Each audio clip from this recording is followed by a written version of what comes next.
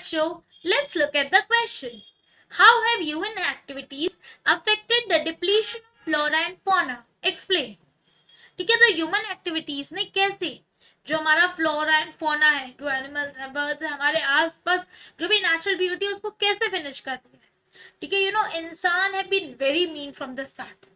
मतलब हम ये बोलते हैं कि जानवर हमारे घर में घुस गए, बट एट द एंड क्या हुआ है कि हमने जानवर के घर पे हमारा घर बना लिया है. यस और नो. हम बोलते हैं कि प्लांट्स कम हो गए, बारिश नहीं हो रही है. क्यों नहीं हो रही? क्योंकि हमने प्लांट्स काट दिए हैं, जिसकी वजह से वाटर साइकिल कंप्लीट नहीं हो रही है.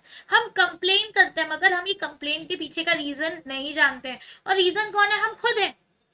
जब फॉरेस्ट था वहां हमने क्या करा, हमारे एग्रीकल्चरल ग्रोथ के लिए वो जमीन क्लियर कर दी और हम क्रॉप्स ग्रो करने लग गए. यस और नो. नॉट ओनली दैट, हमने शिफ्टिंग कल्टीवेशन प्रैक्टिस करा बहुत टाइम तक. हमने हमारे मतलब के लिए क्या करा, फॉरेस्ट को क्लियर करा, वहां क्रॉप्स ग्रो करे. जब सॉइल इनफर्टाइल हो गया, इसको जलाकर छोड़ दिया और दूसरी जगह जाकर क्लियर करके करने लग गए. तो इस तरीके से बहुत सारा फॉरेस्ट तो क्लियर हो गया. किस लिए? क्योंकि हमें हमारी इच्छाओं को पूरा करना था.